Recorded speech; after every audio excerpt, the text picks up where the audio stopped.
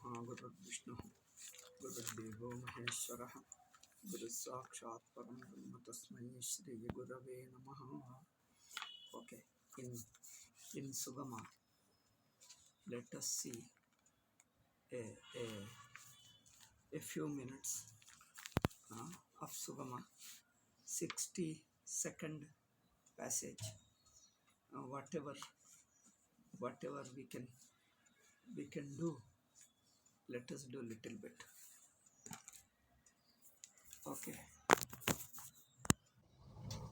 Okay, 62 passage of Sugama.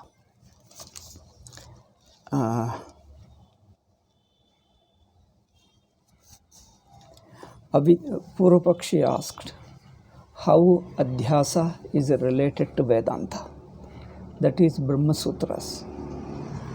Now Siddhanti was telling that yes, Adhyasa is what? In the mind of Vedanta. Keeping Adhyasa alone as avidya, taking Adhyasa alone as avidya, in order to correct that misunderstanding, Vedanta comes in. Therefore, he was showing various quotations from the Upanishads. So we were somewhere here. Devam matva dhiro harsha shokau jahati. Knowing the Atma, one becomes free from shoka.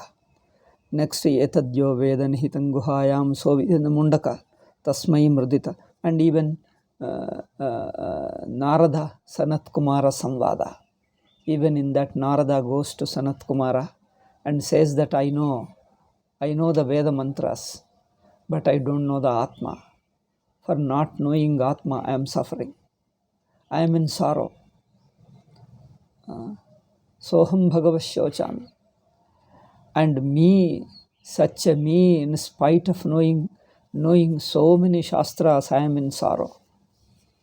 In spite of knowing so many Shastras, I am in sorrow. And he says, yes. And then I am told that by knowing Atman, I becomes Tarati Shokam Atmavit. He crosses this sorrow by knowing the Atman. So here again, he is implying the avidya, the misunderstanding alone. Tatra yeyam avidya shruyate shrutyanteshu sa asmad adhyasat yatha varnitanna vyatarichyate. So in Upanishads, the nature of avidya is not elaborately discussed. The very nature of avidya is not discussed. In fact, it is not discussed anywhere except in Mula Vidyavadis. Except in Mula Vidya people, nowhere avidya is discussed so elaborately. In all the schools, why? You may ask a question. If avidya is so important in Vedanta, why Upanishads didn't discuss? If avidya is such an important topic, why Upanishads did not discuss avidya at all? Isn't it an important question? Upanishads did not discuss what is the nature of avidya. Bhagavad Gita did not discuss. Brahma Sutras did not discuss.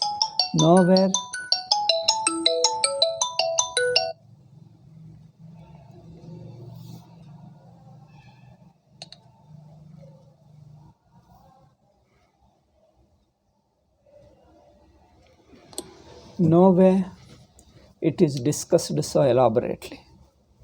Okay? If you take by darshanas, you take Nyaya Sutras, avidya is not discussed. Simply he told misunderstanding is avidya.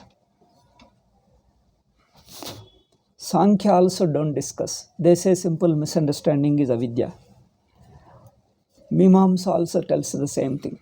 Buddhism also tells the same thing. All the schools of philosophy don't discuss elaborately what is the nature of avidya. Why?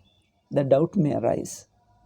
Doubt doesn't arise, but because of Mula Vidyavadis, a doubt is created. Simple reason. What is obvious, what is well known to all, is not generally discussed, because there is no need to discuss. Simply, do you have to discuss what is pain? What is pain? Everybody knows. What is hunger? Everybody knows. What is sleep? Everybody knows.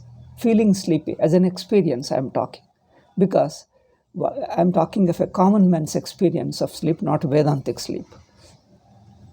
So whatever is a direct experience of everybody, and it is a common experience where there is no dispute about it, you don't need a dispute about it, and then such a topic need not be discussed elaborately.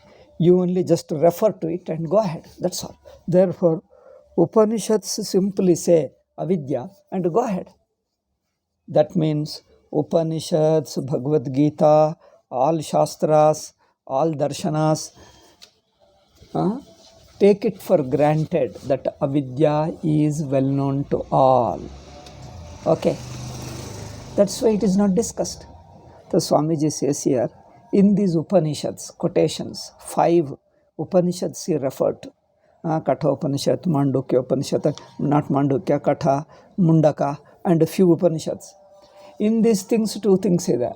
Avidya, there is a samsara due to avidya, and by vidya, samsara goes away. This much they talk about. That means avidya is known to all.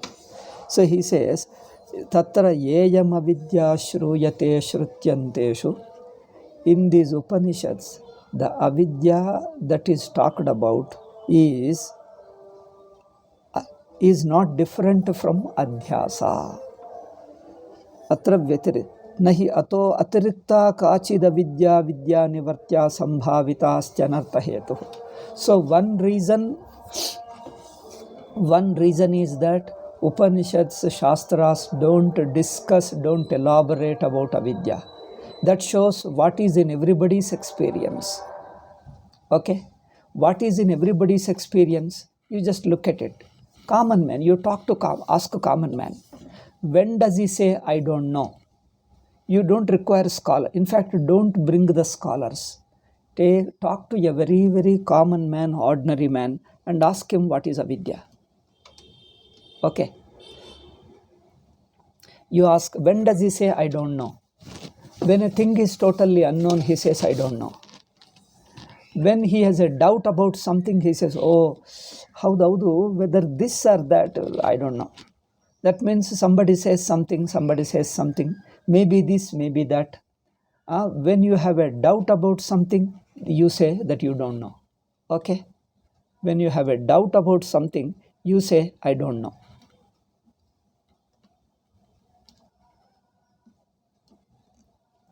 Okay. Similarly, when you don't know something, say I don't know. Or when you misunderstand, this is what I know, but I don't know what else it is. This is what I know, but I don't know. If there is something more, then I don't know. This is what I know. When you say you know something, and this is what I know, and nothing more than this. So ignorance means simply not knowing, having a doubt, or having a misunderstanding. Okay. Somebody says, see, Upanishad says you are Brahman. I am Brahman? Oh, but I have never heard. But what I know is that I am the body, mind, and sense organs. What I know is this. But you are telling something more? Oh, that I don't know. That means what I know is this Deha, Indriya, Manaha, this body, mind, and sense organ. So avidya is in the form of these 3. Agrahanam, Anyatha Grahanam, Samshaya Grahanam. Bhashyakara says, same. All schools say, in this point, there is no dispute. There is no dispute among the scholars, among the common people, laymen everywhere, layperson everywhere, it is the same. Everybody takes these 3. Therefore, he says, when Upanishads are not specifically discussing the nature of avidya, when Upanishads are not discussing specifically the nature of avidya, then they mean that, okay, oh, just a minute. Then they keep in view what is well known to all. Therefore, Swamiji says, Nahi ato atir. Second reason is, Swamiji says, there is no other avidya, no other nature of avidya that can go by jnanam. What does the jnanam do? Jnanam can only reveal something and correct misunderstanding. Correct wrong, if you have a wrong understanding or a doubt about something, it will correct. If you don't know, it reveals. If you don't know, it reveals. If you have misunderstood, it corrects. If you are doubtful, it does the nischaya. If you are doubtful whether this or this, it says this. This. That means it determines. This is what avidya jnanam means. All that jnanam does is only this much. Nahi ato atirikta kachida vidya vidya nivartya sambhavita asti anartha hetuhu. Okay. So there is no avidya which is the cause of samsara other than these three. Drishtacha loke rajju sarpadi pratyaya rupa vidya bhayadyanarthakarini rajju jnana rupaya vidyaya vinivartyamana. Because we see a misunderstanding causes harm. A misunderstanding, like when you mistake the rope for a snake, the snake frightens you. And once you know the rope as it is, the misunderstanding about the rope is corrected and the fear goes away. Isn't it? This is simple. Therefore, anarthakarini avidya, the ignorance which causes samsara. Okay, tat samanyat. Therefore, similar to this illustration, just similar to this illustration, in the same way as is found in the illustration, ihapi atma vidyapi adhyasa atma vidyapi adhyasa rupinyeva bhavitumarhati. Once atma's ignorance also can only be adhyasa, just like the mistaken snake. Okay. Nacha swayam prakashe pratyagatmani adhyaropita pramatritvaadyanartha nirasa vyatirekena krityantaram vidyayah abhyuhitumapi shakyate. Because in swayam prakasha atma, when atma is swayam prakasha means self-shining, self-effulgent, self-shining atma, pratyagatma, our inner atma. Adhyaropita pramatrutvaadyanartha nirasa vyatirekena, other than removing the adhyasta pramatrutvam. Pramatrutvam, karatrutvam, bhoktrutvam. This is a mistaken notion.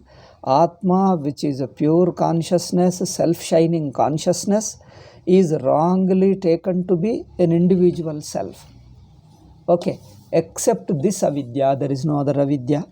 And except this correction, there is no other correction. Because to correct this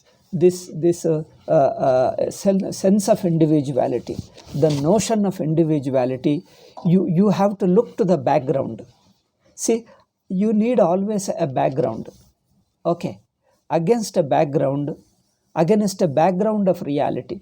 To say something wrong, okay, to say something wrong, you need a contrast of what is right. To cognize something as wrong, you need a reality to contrast with it. You need a reality to contrast with it. What is that reality?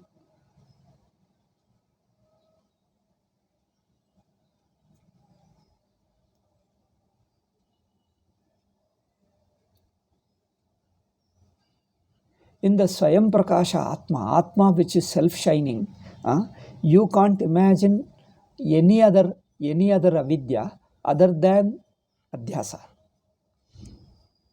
Pratyagatmani adhyaropita pramatrutvaadyanartha nirasa vyatirekena. That pramatrutvam which is imposed, which is wrongly thought of as myself, How do you know that it is wrong? Look at deeply yourself. What is your real self? See, how do you correct? How do you correct? By contrasting. By contrasting, with your real nature, you come to see, oh my God, this individuality is not me. How do you know? How do you know? See, what can be removed? What can be the nature of avidya that can be removed? Tell me. Misunderstanding is the only avidya that can be corrected, that can be removed by knowledge. Knowledge means an awareness of something as it is. Awareness of something as it is. That awareness is already there because Atma is Swayam Prakasha. So, in the light of Swayam Prakasha, in the contrasting light of Swayam Prakasha, sense of individuality can be understood as wrong. That is called correction. Understanding the wrong as wrong is called correction. Jnanam means what? Correction. Correction means what? Understanding wrong as a wrong is correction. See, this is the beauty of it. Understanding the wrong as wrong is correction. What is wrong here? The sense of individuality is wrong. Why? Sense of individuality is wrong because it is not my true nature. How do you know? Because what is my true nature should always exist. What is my true nature should always exist. But Swayam Siddha Atma is the only one that always exists. Now, do I have my sense of individuality all the time in me? I have a waking individuality. Do I have my waking individuality in dream? No. Do I have the dream individuality in waking? No.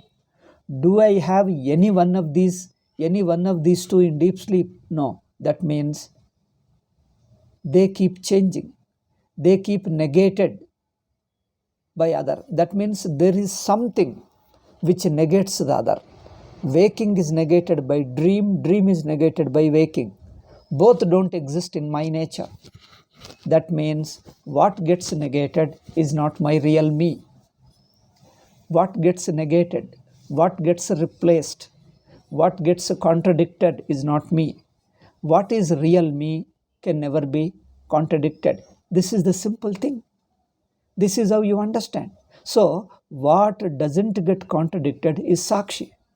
Self-shining Sakshi, self-shining Atma. Okay. Self-shining Atma. Oh, sorry. Something happened. Self-shining Atma doesn't get negated. That's what it is, self-shining. Self-shining means what? What doesn't get negated? Doesn't get negated means what doesn't disappear. What doesn't disappear? Always is on its own. So, in order to contrast anything, what is the basis? Self-shining is the only basis. Self-existence is the only basis.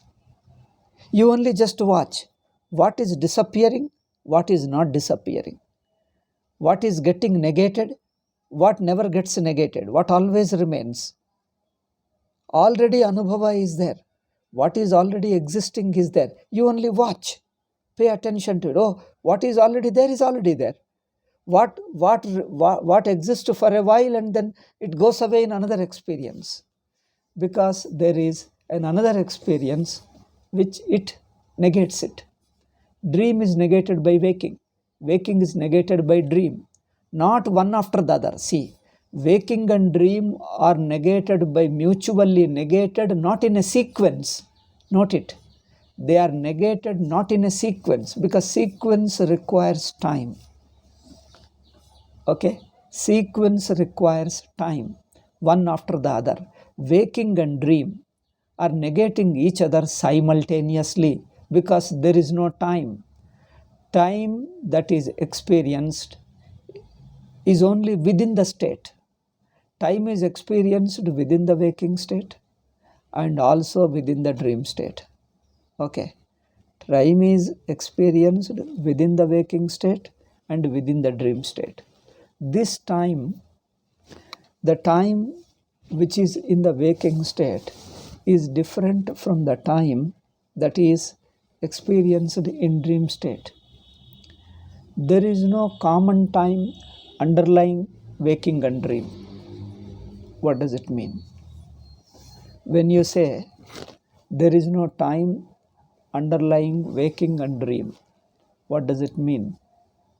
It means that the waking and dream don't come in a sequence, not one after other. Tell me, is waking after the dream or dream after the waking? To be able to see the sequence of dream and waking, as what you are looking at dream and waking, you are looking as a Sakshi, you are looking at dream and waking. As a Sakshi means the underlying consciousness. Underlying consciousness is looking at dream and waking. For a Sakshi doesn't undergo change. Because the Sakshi who is consciousness, the consciousness in which the waking is witnessed, he remains the same consciousness in order to witness the dream. I repeat it. The consciousness that witnesses the waking, the same consciousness witnesses the dream. It means, again I clarify, one who remained Sakshi. Sakshi has to remain Sakshi alone in order to witness the dream. Sakshi has to remain, the witnessing consciousness has to remain same, self-same witnessing consciousness. The witnessing consciousness remains the self-same, whether it is witnessing dream or witnessing waking. Whether it is witnessing dream or witnessing waking, consciousness remains self-same. Consciousness doesn't waver. Consciousness doesn't move. Consciousness doesn't change. That means consciousness has no time. The witnessing consciousness has no time. Time means a sequence, a movement. Consciousness doesn't experience a sequence. Note this. Consciousness doesn't experience a sequence. Okay. You see, I'll give you a very simple example. Here is one hand. Okay. This hand is present in the space. Okay.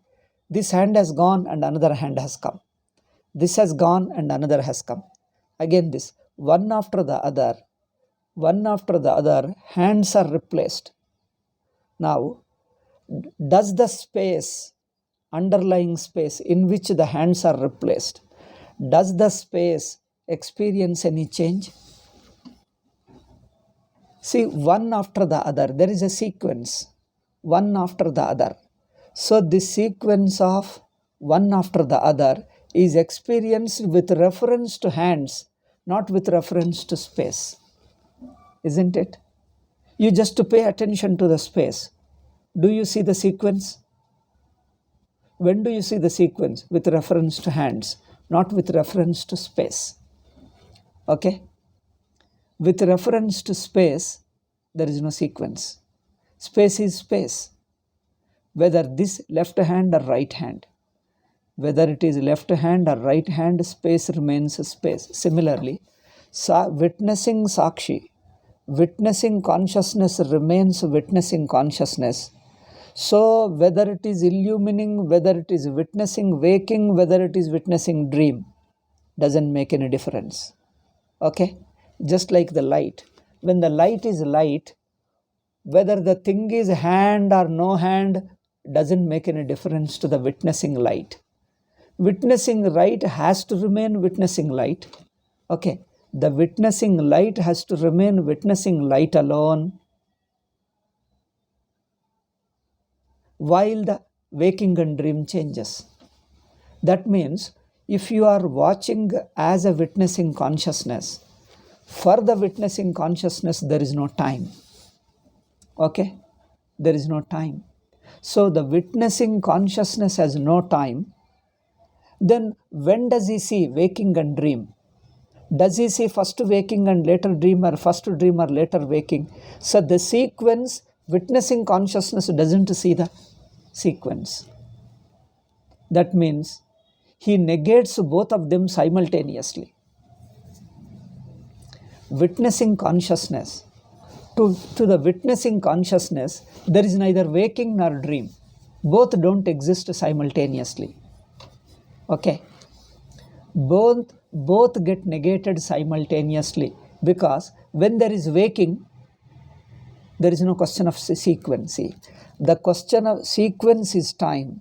The sequence called time is experienced within the waking state regarding the waking objects. Because the time is experienced by the waking pramata with regards to the waking objects. Okay? It is the waking mind experiences the time in relationship with the waking objects. Waking objects keep moving within the waking state. Dream objects keep moving within the dream state. But waking as a state, you take it, state as a whole, that means past, present and future, all three together you are seeing. No sequence. And the dream, there is no sequence. That means you are always in the present. Waking is, dream is. You are experiencing only is, an experience of ease, ease, ease. There is only one experience of ease, no movement, no sequence, no time.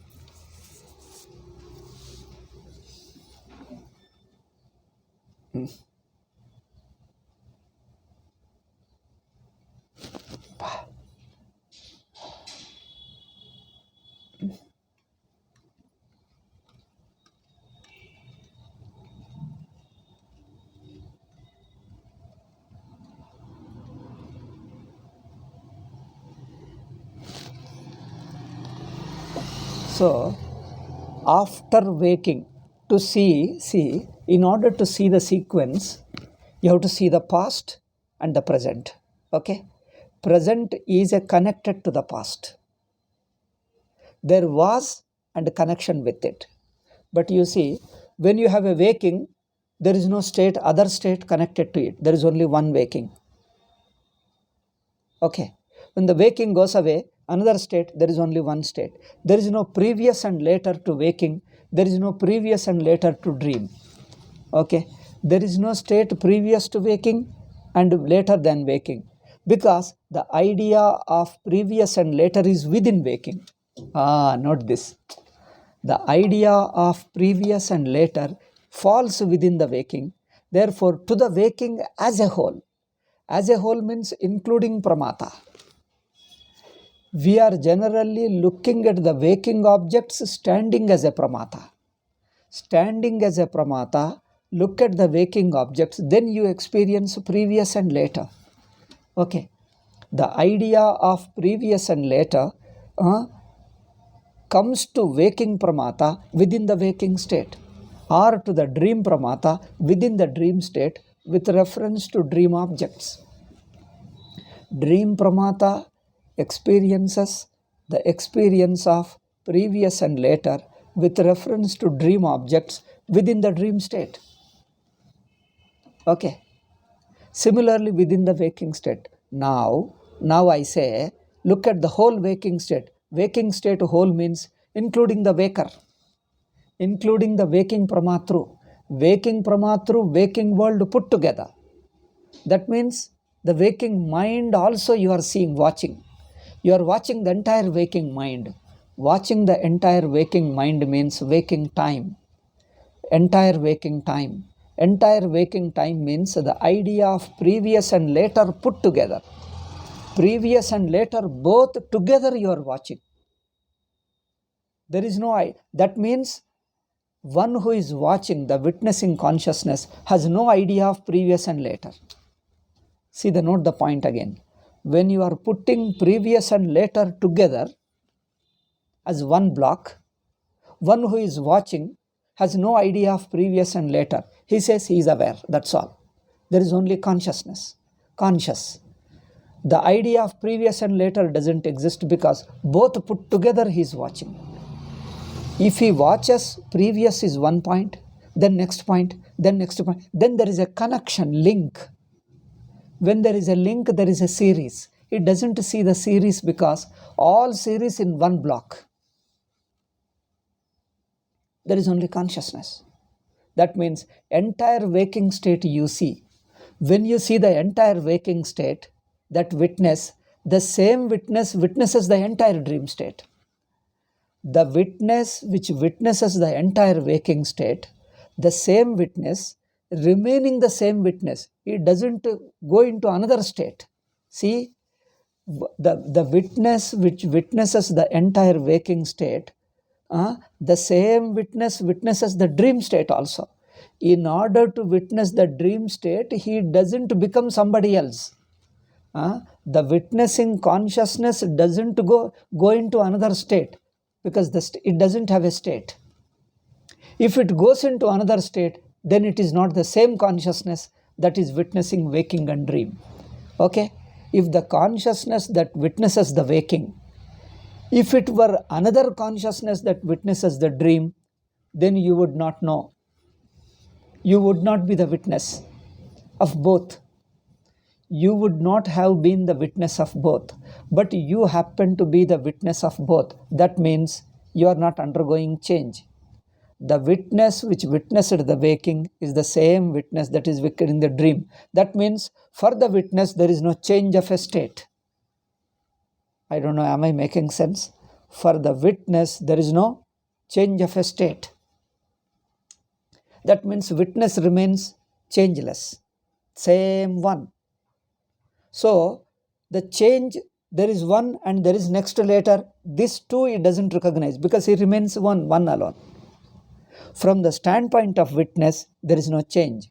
That means there is no state change. There is no change of a state. He remains himself. To that witnessing consciousness, both waking and dream both get negated.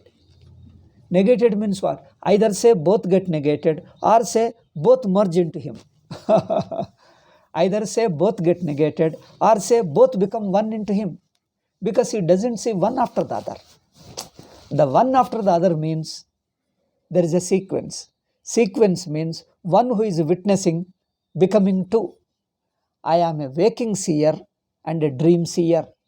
Am I a waking seer and dream seer, two seers? Or two states of a one seer? No, they are not two seers. See, one who is seeing the waking state, if suppose, let us talk three levels. One is, one who is seeing the waking state is different from dream seer, then it is pramata. If the waking seer is different from dream seer, then it is pramata. Okay. If the waking seer is a changing into a dream seer, then it is only, this is only a false thing. There is no changing. There is no changing consciousness. So it is the waking pramata that change is not the same as a dream pramata. Dream pramata is that means for waking pramata, dream pramata is a blank.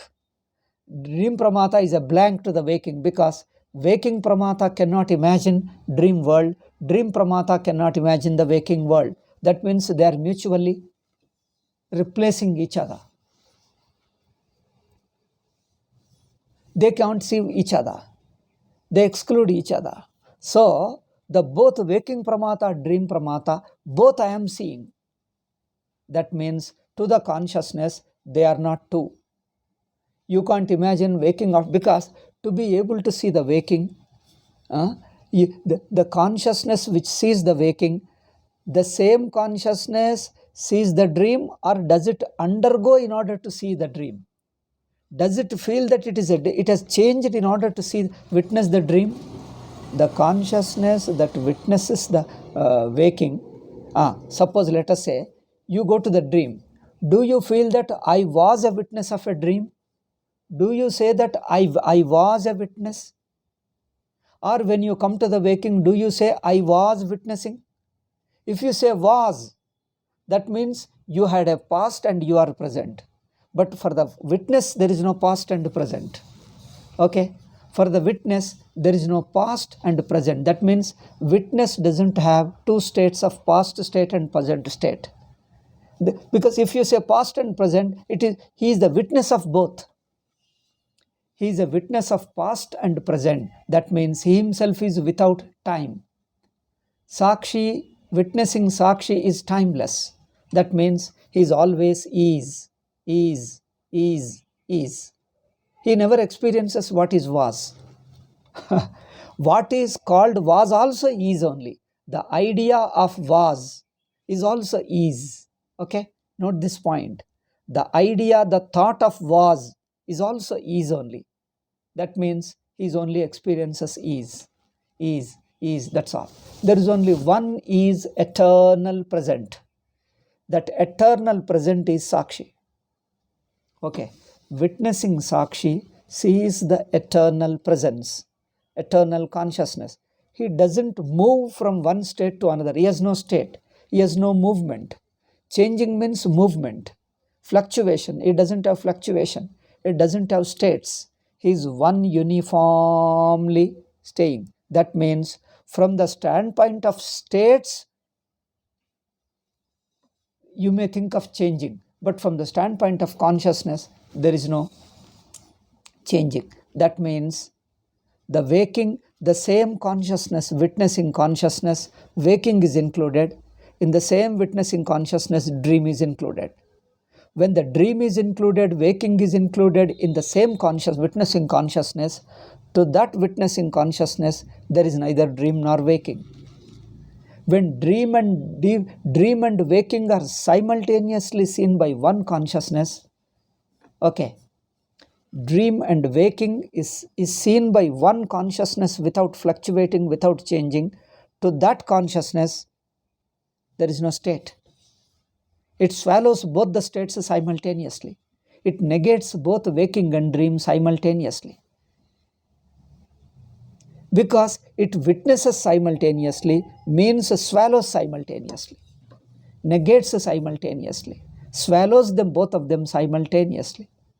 Therefore, to that consciousness as an underlying is a contrast. Now, what changes is not you.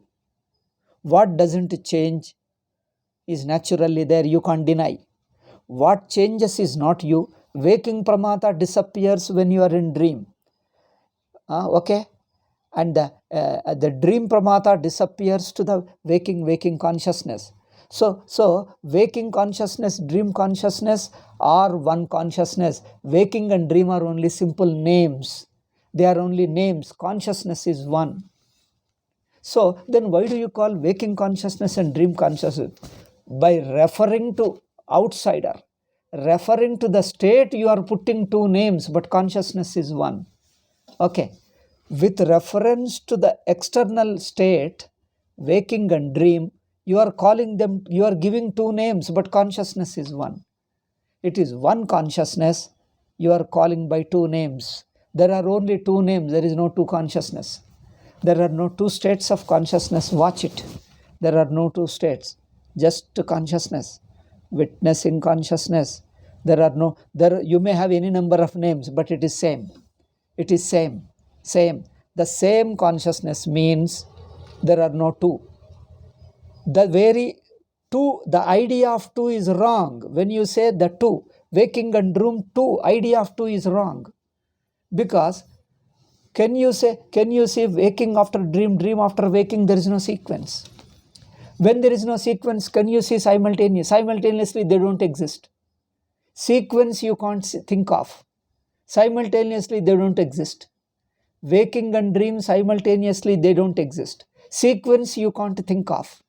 Okay? Because after waking, there is no thought of after. The thought of after and before is within waking to the pramata. So the waking, there is no after. There is only consciousness. Consciousness. That's all. Waking and dream cannot be put as a sequence. Simultaneously, impossible. So neither sequence nor simultaneous. Okay? Waking and dream are neither simultaneous nor sequential. That means They don't get negated, only consciousness remains. Okay. This is what it is. You have negated both simultaneously. That means the consciousness which is always there, to that consciousness, both waking and dream are swallowed into it. That means the same consciousness is called by two names, falsely, wrongly. It is one consciousness, witnessing consciousness.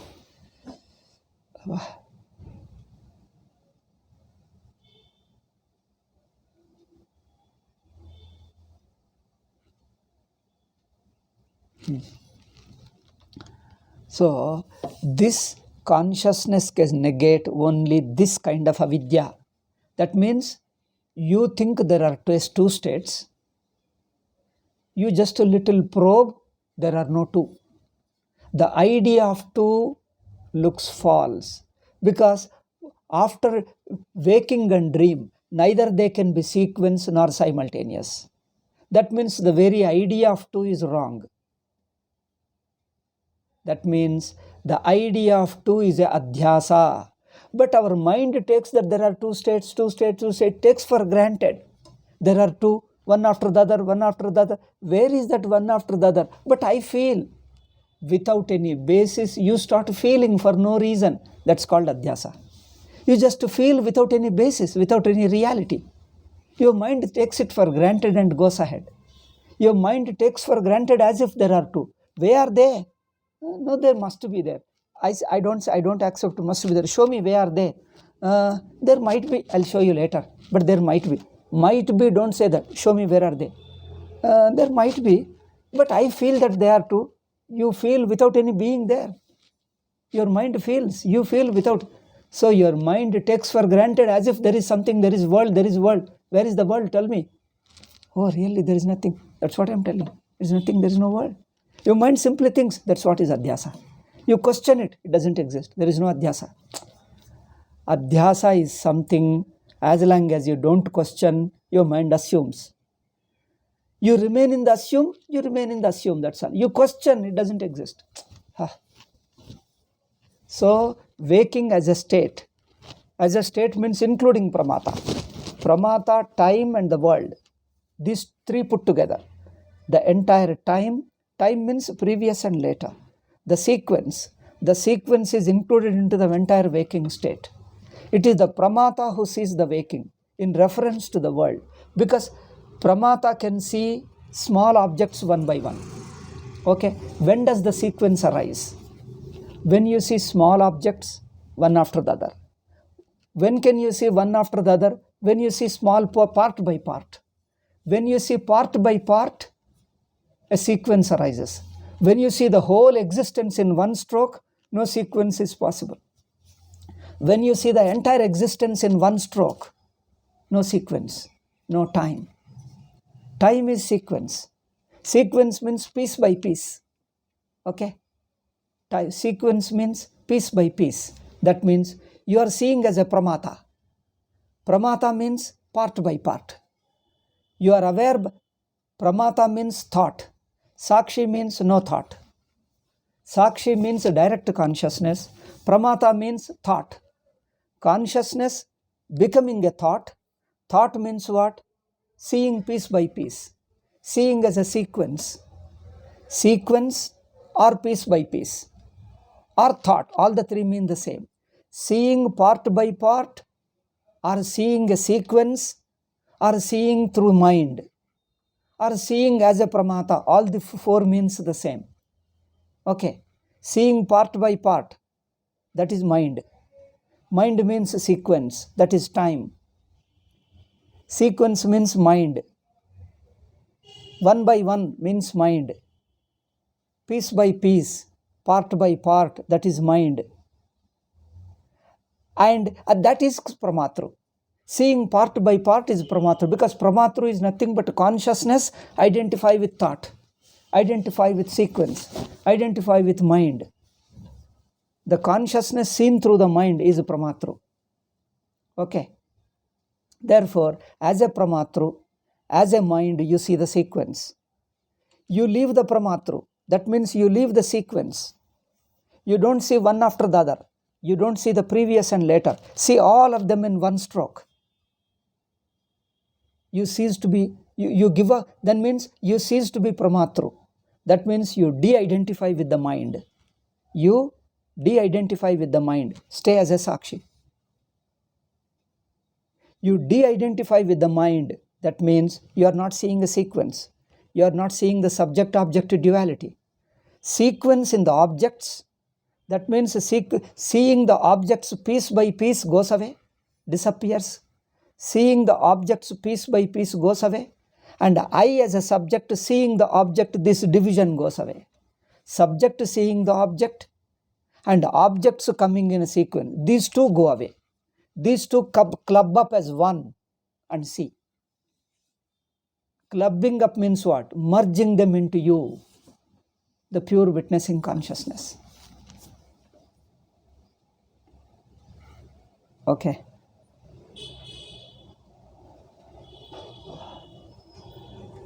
The pure witnessing consciousness is just one, immovable. It doesn't see, neither does it see the piece by piece. Therefore, it doesn't experience a sequence, nor does it experience something other than itself. Okay? That means neither there is a division of subject-object, nor there is a sequence. That means nor he is within the state.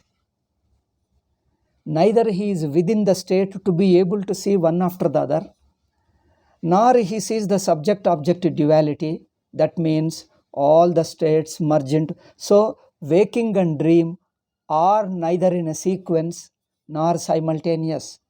Neither in a sequence nor simultaneous. That means there are no two states at all. The very idea of two is false. This understanding falsity is debunking Adhyasa. Adhyasa is gone now. If you think that they are two, that is Adhyasa. Where are they? I don't know, but I feel they are three. I feel there are two. I feel there are two. Where are they? I feel there are two. You just feel for no reason. That is Adhyasa. You just feel that they are two. That is Adhyasa. You question, oh, they don't exist. Adhyasa gone. Adhyasa gone. Adhyasa is debunked. Correcting Adhyasa is Jnanam. Okay. People think, what is Jnanam? This is simple. I tell you, Vedanta understanding is very easy. But people make unnecessarily complicated. It's just simple and easy. Anubhavanusaram. According to Anubhava, it is easy. So, the waking and dream are neither in a sequence nor simultaneous. That means you can't think of states at all. Stateless you. Only one consciousness, without any states. This discovery is Jnanam. Therefore, he says, Jnanam can remove only Adhyasa. What can Jnanam correct? See, Swamiji's vichara, Swamiji's manana adbhutavagide. What a great thing. See, he says, Jnanam can correct only misunderstanding, only an assumption. Now we understand that there are two states and they are coming one after the other. This is assumption. You question, you come to understand this is only an assumption, it never existed. Assumption has been an assumption, never existed. This understanding is Jnanam. Jnanam can correct only assumptions. So Jnanam can correct only Adhyasa. There is no any other kind of Adhyasa, and Jnanam cannot correct any other kind of Adhyasa. What can be other kind of avidya except being a wrong assumption? Avidya can only be wrong assumption. Avidya can only be a wrong assumption. That's what we mean Adhyasa. Wrong assumption is avidya, and Jnanam can correct only this kind of wrong assumption. What more you need? Anubhava proves everything. Okay. Therefore, nahi ato atirikta kachida vidya nivartya sambhavita syanartha hetuhu drishta cha loke. Even loka you see them. See, swayam prakashe pratyagatmani. In swayam prakasha atma adhyaropita pramatrutva dyanartha nirasa vyatirekena. Okay. Pramatrutva dyanata. Pramatrutvam means mind. Pramatrutvam means seeing through mind. Pramatrutvam means seeing a sequence, one after the other, seeing piece by piece. Seeing subject-object duality, that is Pramatrutvam. Okay, that is Adhyasa. That means seeing a sequence is a misunderstanding, is a wrong assumption. Seeing a subject-object duality is a wrong assumption.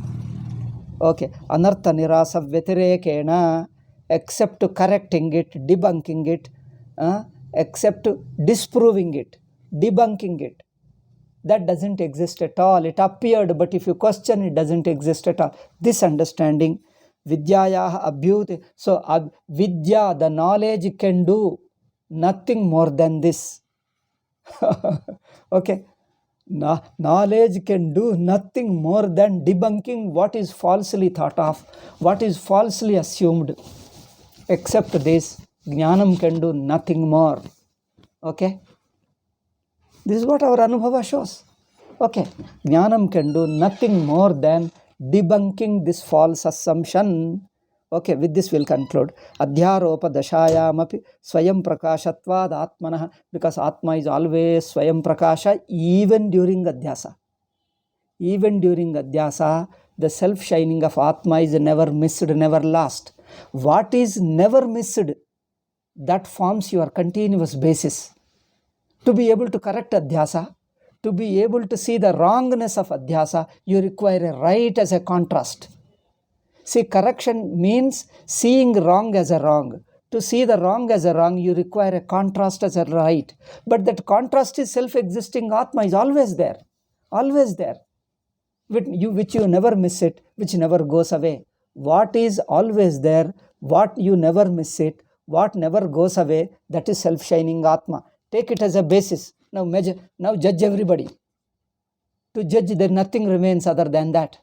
To judge everything else, everything else itself doesn't exist. That means Adhyasa. Adhyasa debunked. To the witnessing consciousness, there is nothing other than witnessing consciousness. Because to the witnessing consciousness can see nothing other than consciousness. That means it remains consciousness alone. That means everything else is debunked. Because how can consciousness see? Can light see anything? You just see common man's example. Can light see anything other than light? You see Surya, sun's light. Can sun's light see anything other than light? Light can see only light. That means nothing other than light exists. That's what it is. Therefore, consciousness can see only consciousness. Then what is Adhyasa? Now there is no Adhyasa. Once you understand this thing, there is no Adhyasa. This is itself is debunking Adhyasa. Tasmat. Now you got Tasmat. Now we have discussed it. This conclusion Swamiji is making. I think we'll make this conclusion next tomorrow because time is up. Om Shanti Shanti Shanti. Harihi Om Shri Gurubhyo Namahan. Harihi Om Tat Sat.